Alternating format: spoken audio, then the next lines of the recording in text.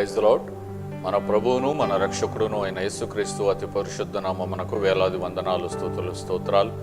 దేవుని ప్రియ సంఘమైన మీ అందరికీ కూడా ప్రభువునందు శుభములు, బెరాకా బ్లెస్సింగ్స్, బెరాకా ఆశీర్వాదములు అనుదిన క్లుప్త వాక్య ధ్యానములకు మిమ్మల్ని ప్రేమపూర్వకంగా ఆహ్వానిస్తున్నాను. ఈరోజు లేఖన భాగము తిమోతికి రాసిన 2వ పత్రిక 3వ అధ్యాయము 10-11 వచనాలు. అయితే నీవు నా బోధను, నా ప్రవర్తనను, నా ఉద్దేశమును, నా విశ్వాసమును, నా దీర్ఘశాంతమును, నా ప్రేమను, నా ఓర్పును, అంతియొకయు ఈకనుయు లుస్త్రాను పట్టణములలో నాకు కలిగినట్టి హింసలను ఉపద్రవములను తెలుసుకొనిన వాడవై నన్ను వెంబడించితివి. అట్టి హింసలను సహించితివి, కానీ వాటన్నిటిలో నుండి ప్రభు నన్ను తప్పించాను. అపోస్తుడైన పౌలు గారు మరి తిమోతికి రాస్తున్నటువంటి 2వ పత్రికలో మరి తిమోతి ఏమేమి చూశాడో, ఏమేమి గ్రహించాడో, ఏమేమి తెలుసుకున్నాడో అవి చాలా స్పష్టంగా తెలియచేస్తూ ఉన్నాడు. మరి నీవు నా బోధను, నా ప్రవర్తనను, నా ఉద్దేశమును, నా విశ్వాసమును, నా దీర్ఘశాంతమును, నా ప్రేమను, నా ఓర్పును, అంత్యొకయు ఈకనియు లుస్త్రాను పట్టణములో నాకు కలిగినట్టు హింసలను ఉపద్రవములను తెలుసుకొనిన వాడవై. ఏమేం తెలుసుకున్నాడు? అపోస్తుడైన పౌలు జీవితంలో తిమోతి ఈ విషయాలన్నీ తెలుసుకున్నాడు. బోధ విన్నాడు, ప్రవర్తన చూశాడు, ఉద్దేశము తెలుసుకున్నాడు, విశ్వాసమును చూశాడు, దీర్ఘశాంతము, ప్రేమను, ఓర్పును, మరి అలాగనే వీటితో పాటు హింసలు, ఉపద్రవములు. సహజంగా ఈ పైనవన్నీ చూసి ఎవరినైనా వెంబడించడం అనేది సహజంగా జరిగేది. కానీ ఒక సేవకుడి జీవితంలో హింసలు, ఉపద్రవములను చూసి కూడా ఆ సేవకుడిని వెంబడిస్తున్నాడు అని అంటే తిమోతిలో ఒక గొప్ప లక్షణాన్ని మళ్ళీ అపోస్తుడైన పౌలు చూస్తున్నాడు. అందుకే మొదట నా కుమారుడా అని సంబోధించి చివరికి తిమోతిని ఏమని సంబోధిస్తాడు అని అంటే దైవజనుడు.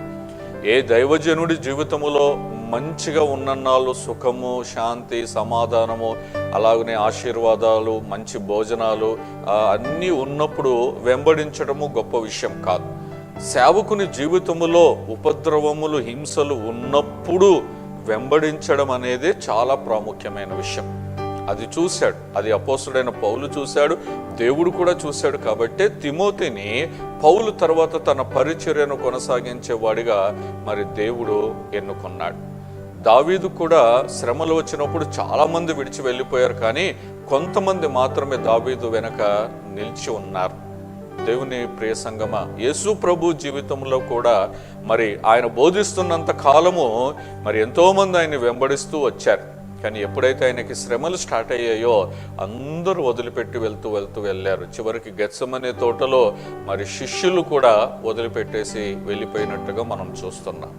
కానీ తిమోతి విషయంలో మనం చూసినట్లయితే పౌలు యొక్క జీవితంలో హింసలను, ఉపద్రవములను కూడా, అంటే పైన ఉన్నటువంటి బోధ, ప్రవర్తన, ఉద్దేశము, ఓర్పు, దీర్ఘశాంతము, ప్రేమ, ఇవన్నిటితో పాటు హింసలు, ఉపద్రవములను చూసి వెంబడించాడు.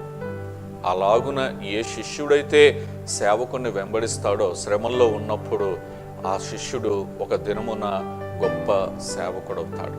దేవుడు ఆశీర్వదిస్తాడు. ఇందుకు ఉదాహరణ బైబిల్లోని తిమోతియే. దేవుని ప్రియ జనాంగమా, ఈరోజు మనకు మరి ఎన్నో శ్రమలు రావచ్చు, మీ సేవకుడికి శ్రమలు రావచ్చు, ఇబ్బందులు రావచ్చు, ఇరుకులు రావచ్చు. కానీ ఎట్టి పరిస్థితుల్లో సేవకుడిని కానీ, సేవను కానీ, సంఘాన్ని కానీ వదిలిపెట్టి వెళ్ళకూడదు. అలాగను వదిలిపెట్టమని బైబిల్ చెప్పట్లేదు. కాబట్టి అన్ని విషయాల్లో మనము సంఘ క్షేమాభివృద్ధి కొరకు పాటుపడాలి. అటువంటి కృప దేవుడు మనకు దయచేయునుగాక. ఆమేన్. ప్రార్థన.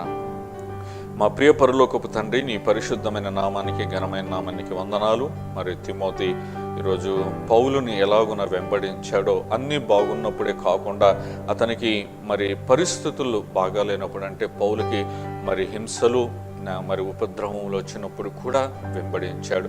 అటువంటి కృప ఈనాడు సంఘాలలో, సార్వత్రిక సంఘాల్లో ఉన్నటువంటి ప్రతి బిడ్డకు దయచేసి ఈ అంచె దినాల్లో మరి సేవ కష్టతరం అవుతున్నప్పుడు మరి సంఘస్థులంతా కూడా మరి సేవలో సహకరించేవారుగా, సేవకుని వెంబడించేవారుగా ఉండి ఈ సేవను ముందుకు తీసుకెళ్లేవారుగా ఉండే కృపను దయచేసి మహిమ పొందవలసిందిగా వేడుకుంటూ మా ప్రభువును మా రక్షకుడైన యేసు నామములో స్తుతించి ప్రార్థిస్తున్నాము తండ్రి. ఆమేన్. Praise the lord.